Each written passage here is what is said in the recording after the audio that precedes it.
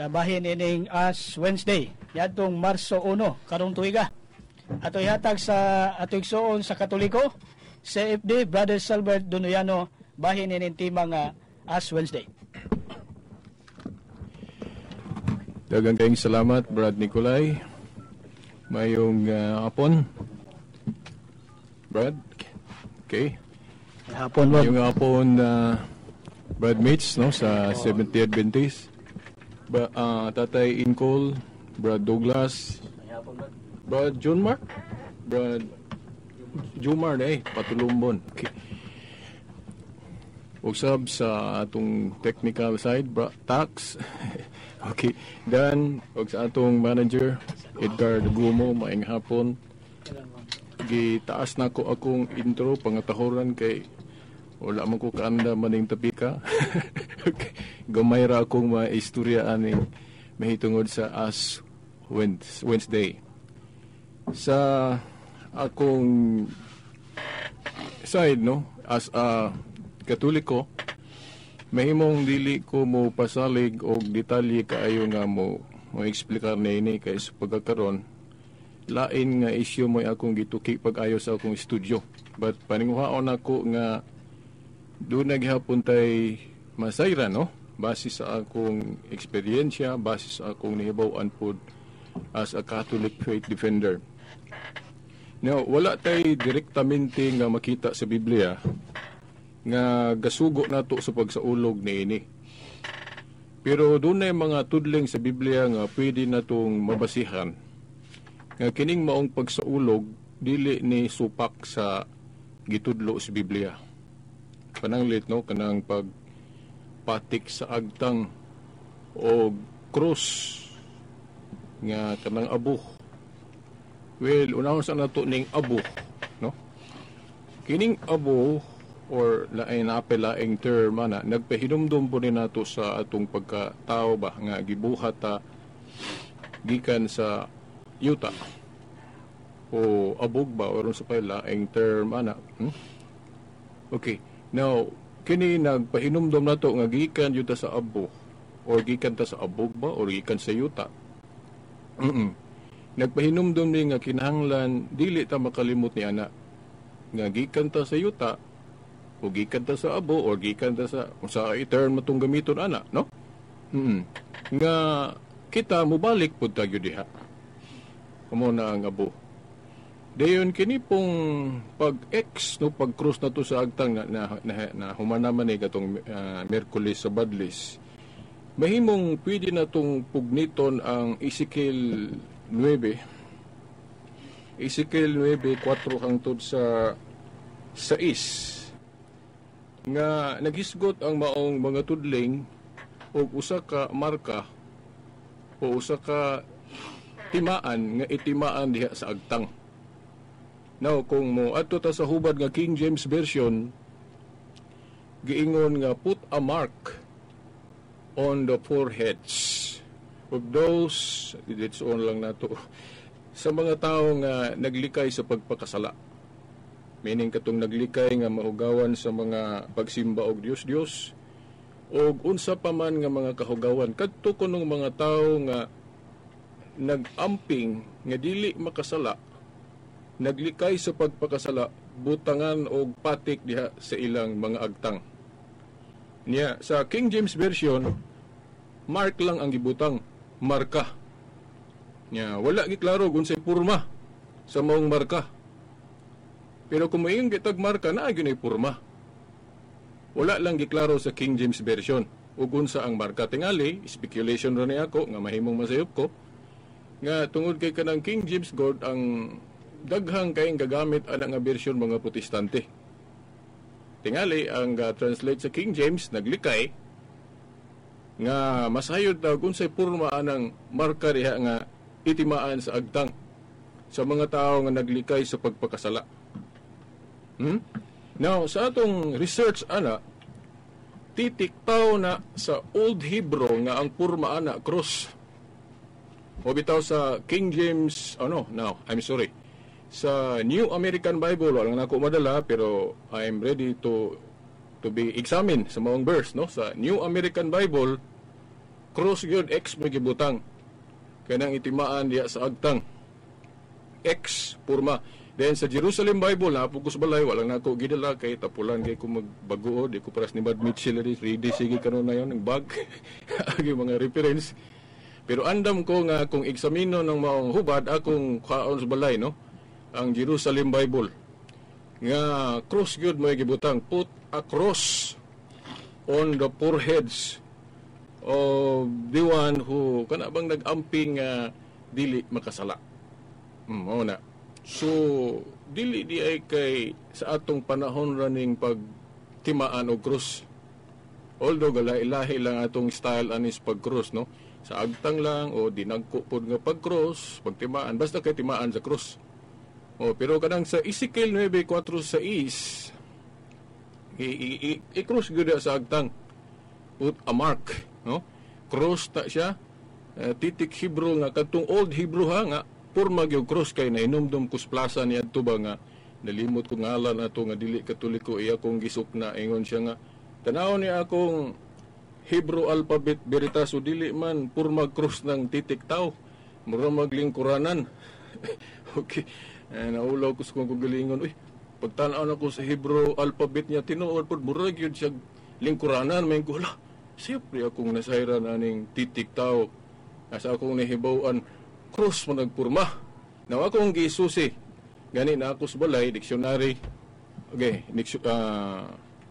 nalimot ko sa titles dictionary basta Dictionary of the Bible akong nasuta nga kini ding Hebrew alphabet nag-undergo din mga changes na Old Hebrew na gi-revise na lang mga na New Hebrew. So nakita na ko gyud nga sa Old Hebrew close gyud ang porma ng tao. Pag changes na, pag usob-usob na, plus good sa Greek, usob-usob na, di man gyud pattern gyud tanan ng Griego na paglambo ba. Mo pag usob-usob. Now, mao na cross gyud na sa original Hebrew kanang titik tao. Then giusab lang sa New Hebrew mo nang dili na cross ang porma. Pero sa karaan cross gyud ang porma. So mo na atong kana bang biblical support o dili gyud sa ingon nga takdo gyud nga kana bang nga kana gyud iprehas gyud nato sa una. Pero kana mabasihan nato nga dili daotan ang pagtimaan sa cross diya sa agtang. So kung dili man daotan ang pagtimaan sa krus sa agtang kay biblical man day na nasamot na kung itimaan na to sa tibuok lawas gyud. Yeah. Wala po tay mabasa sa Biblia nga supak na og ang simbahan nga gitukod ni Kristo adunay gahom o authority sa paghimo niya na kay tinagaan man siya ni anang binding and loosing authority. No? Binding and loosing authority o sa may Bisayaan ang binding and loosing. Kanang binding paghikot, paggapos ug pagluag. Nya ang naghawid jud anang gahuma ang Dios, of course. Nya giklaro na sa Pinariyag 3:7 ang gahawid anang pagluag ug paggapos authority na pagdili sa pagtugot gihawiran na ni Kristo. Ug iya po nang gipahat gipaambit ngadto sa iyang simbahan nga gitukod. Ang una gyung gibungatan ni ana istorya ni ana paghatag ni anang gahuma ang unang executive minister, prime minister dili si Felix Manalo no. Si Pedro ang unang executive minister kay si Pedro may gitugyanan sa mga yawi sa gingharian sa langit. Pedro ang imong idili diri yuta idili nako sa langit ang imong itugot. Unya base sa history anang paghatag og authority si Moses ni adto ni kisi-kisi kay maugtas man ko ani Ginoo ako ray mangulo sa imong katawhan tagay kog mutabang nako mo nang gitagaan sa mga judges. Unay mutabang niya mo na si Pedro pod para dili maugtas gitagaan po mga kauban mo na mga apostol. Mo na mga apostol mao na nga ang grupo sa mga apostol muraog kana ba ang kahugpungan sa atong Supreme Court kay dunay mga justices dunay po chief justice. Inganana po ang grupo sa mga apostol, mga pangulo, mga papa, mga father ng mga apostol, pero naay pinaka-chief nila, chief justice, pinaka-chief papa, o mao nang dinugyanan sa mga yawi sa gingharian sa langit. Mao na nga hinugpong gyud gipaklaro ng gahuma pagdili sa pagtugot Mateo 18:18 ang inyong idili diri yuta idili nako sa langit inyo itugot niya kanang gahuma ra ba example ana giun sa napagamit ni Kristo sa dihang diri pa sa siyuta kadtong death penalty sa mga Hudiyo iyang gipawalang bisa. Death penalty sa mga Hudiyo sa Juan 8:11 na may death penalty ang mga Hudiyo sayon mas Kristohana, pero sa iyang gahom sa pagluag o pagtugot dunay panahon nga iyang nisupak sa anang death penalty o mao nay gigamit po sa tong simbahan ron kay naaman siya anang gahuma pagluag ug sa paggapos. Nakita niya nga ang atong judicial system very poor, dili kayo maka klaro sa mga silutanan.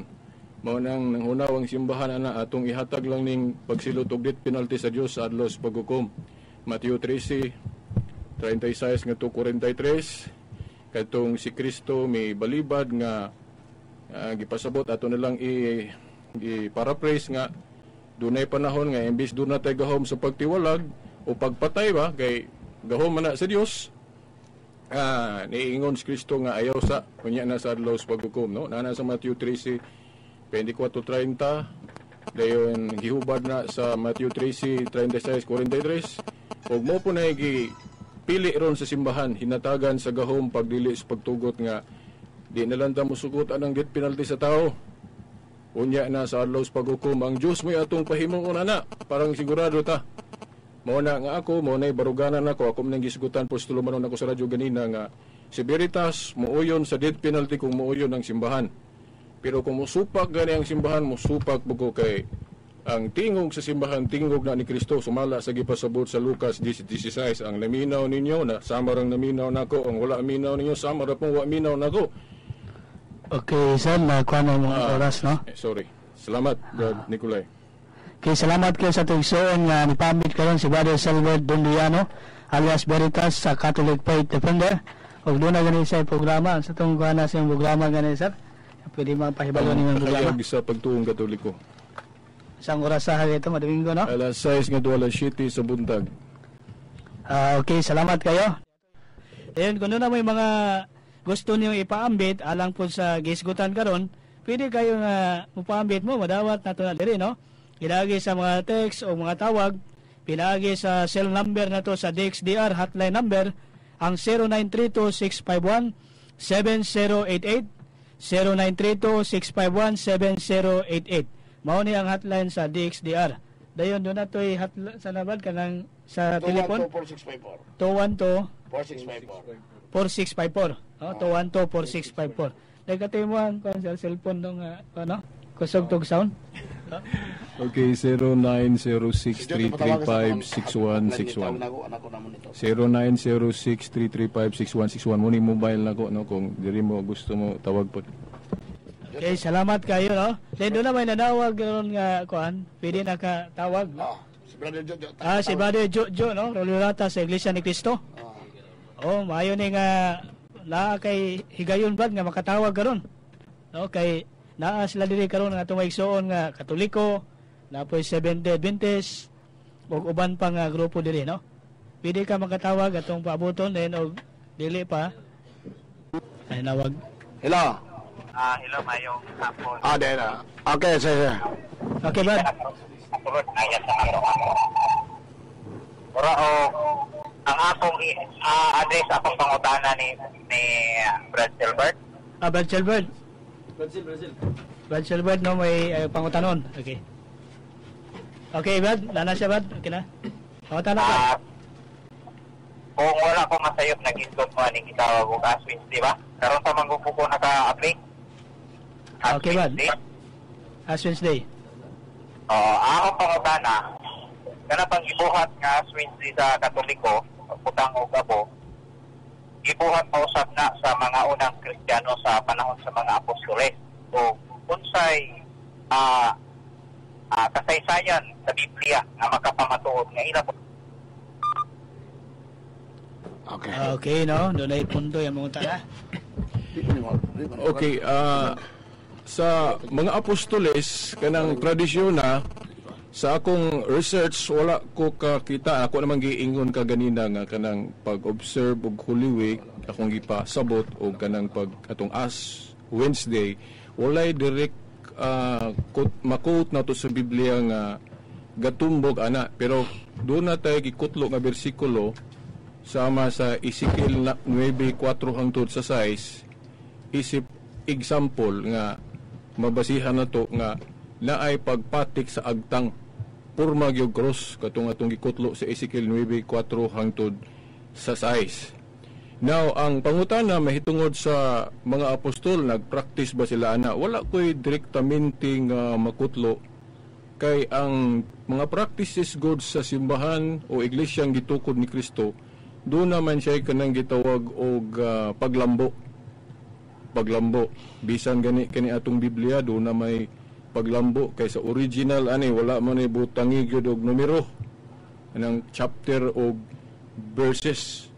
Wa ni numero. Ang mga Katoliko na walang kung makadala og katong reference gani na sa libro ni Bradshaw, makutlo na to ng paghatag og chapter og verse.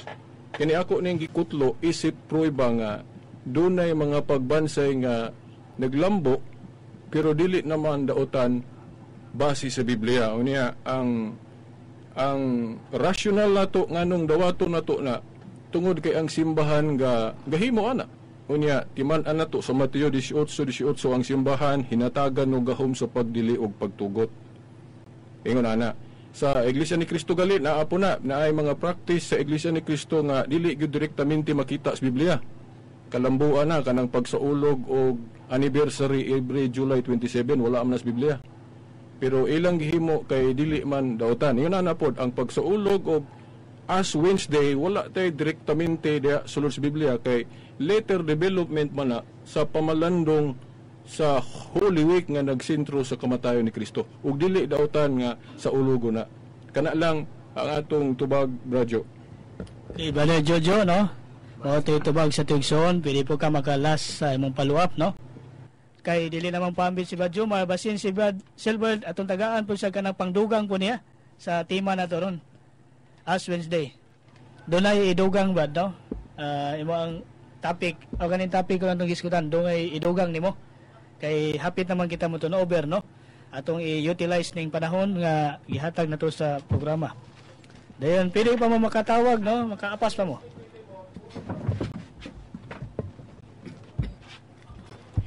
Okay, ang atong dagang salamat, Brad Nicolay. Salamat kayo, Brad tungalan. Anthony. Sorry. Okay. Ton, salamat kay Ton. Okay, ang atong kadugang aning timaha may tungod sa ato na lang i-generalize ni Brad Nicolay, no? Kining sa Holy Week nga atong gibuksan, no, sa Miyerkules sa Badles nga unta ang gipanawagan sa atong mga kaparian ani nga kasaulugan mao gyud unta atong mapuy-an ba sa atong kinabuhi kay ato manggi pamalandong dire ang kanang kasakitan sa atong Ginoong Hesukristo. Kung moingon gay tag atong gipamalandong ang iyang kasakitan, atong hinumduman dayon nga gisakit ang atong Ginoong Hesukristo tungod sa atong mga kasalanan. So, bot ipasabot ato unta ng kuhaan og base ba sa atong kinabuhi pod isip mga Kristohanon nga kung si Kristo gisakit gaantos tungod sa atong mga kasalanan, kita pod unta moambit unta ana. Bot ipasabot nga dili nato ba igsapayan pod, dili nato ihikaw ang atong kinabuhi pod sa pagsunod sa iyang kabubuton, sa iyang mga sugo nga pananglit gitahasan magyud ta sa pagtabang sa simbahan o iglesia nga gitukod ni Kristo nga motabang ta sa pagpakaylap sa mensahe, no, sa maayong balita. Unya kining pagpakaylap sa mensahe sa maayong balita, daghan man kay mga pagsulay, daghan man tang mga kalisod nga ikaatubang ani usahay adi kay usahay mao na gyud kining atong kaapiki pud sa atong panginabuhi. Usahay adi kay usahay mao gyud maglisod tagtuman aning atong mga kaakuhan sa atong pagtuo gumikan aning kalisod, no? So unsaon man nato nga makapadayon gyud ta sa atong sakop sa maong simbahan nga mapuy-an gyud nato ang mensahe nga Kristohanon nga andam ta atubang sa mga kalisod o mga pagsulay nga bisan unsa nga dili gyud nato ma-compromise. Sanang compromise kana bang bisag kay baluta nga dili na mao mo rason taw sa heming gamay ra bitaw ni pasaylo na ko sa Ginoo ni. Okay, murag wala gyud ta mo totally surrender sa Ginoo ba. Kay kini kung pag totally surrender sa Ginoo, paghatag nato sa atong kinabuhi niya, di magyud nato igsapayan nga masakit pres gud atong mga kinabuhi sa atong mga martir sa atong simbahan nga Katoliko during the time of the first century. Sugda naman na atong panahon ni Emperor Nero nga gilutos niya ang Kristyanismo dito sa Roma.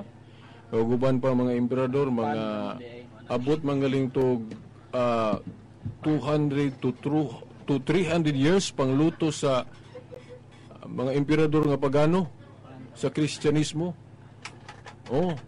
Nga dili gyud nila ibaylo ang ilang pagtuo sa kanabang paghadlok, kanabang hulgaon mataba nga iitsapwera o biyaan nato atong pagtuo.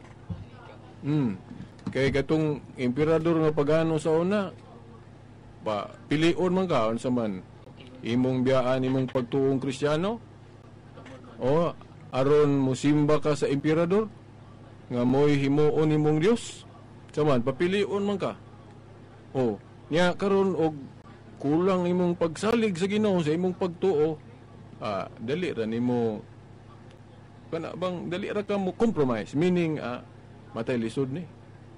So murag imong madinay ang Ginoo gumikan sa panghadlok. Makadumdum din tas giingon ni Kristo ba nga ayaw kahadlok sa makapatay sa lawas apan dili makapatay sa lawas jud og kalag. Nabang maayo na tong relasyon sa Ginoo. No? Dili ta mahadlok nga dunay mohuno sa atong kinabuhi alang-alang sa atong pagtuo. Meaning magpadayon gyud ta. Kay diha man masulay gyud ang atong pagtuo. Then usa ka dako kayong example ani kini laging atong mga kalisod karon usahay mo gini mo tukmod nato sa pagkompromise sa atong pagtuo. For example, natas kalisod kay naamay gyud tas kalisod kawadon. Unya naamay mga tentasyon din ana pagsulay nga na ay politiko for example nga mamalit og boto no panahon sa eleksyon na masugot man nato imong baligya man nato atong boto.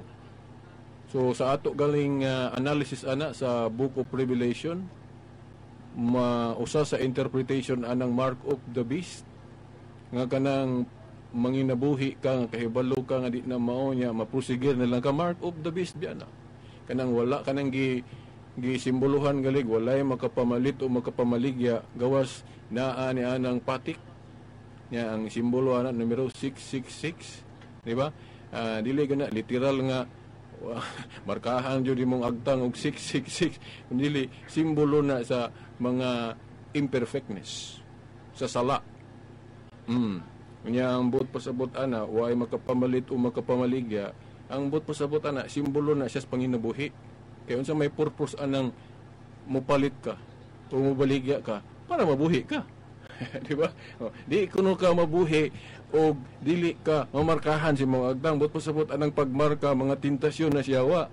Unya diha sa imong agtang kay ang imong naman diha sa imong ulo gud ang agtang naman na sa ulo naman diha ang decision making, di ba? Ug mo sanong ka tentasyon siyawa meaning namarkahan ka sa imong agtang.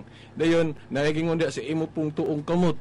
Kay dili man pud kutob sa imong unahon imo man ang buhaton nya ang simbolo sa buhat kana mang tuong kamot. Una nga kung manginabuhi ka bisag sayop na kay bulo kang sayop na ibaligya ni imong boto nya kana pong prostitution ibaligya nimong dungog mga maigo ra ba nito mga kababayen-an mga huyang sa pagtuo nga ibaligya na nang inilang ilang dungog. Kay aron lang mabuhi, that is mark of the beast. Una nga pamalandong ni nato ato ni apil sa atong pamalandong sa Semana Santa kay diha biya no gipakamatyan gyud ni Kristo agi sa atong mga sala nga kita unta ato nang hinumduman nga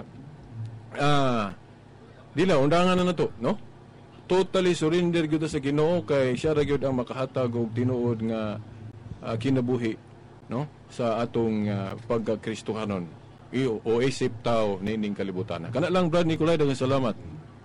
Okay, salamat kayo sa tugso nga si Brother Silbert Duduyano sa Catholic Faith Defender alang siyang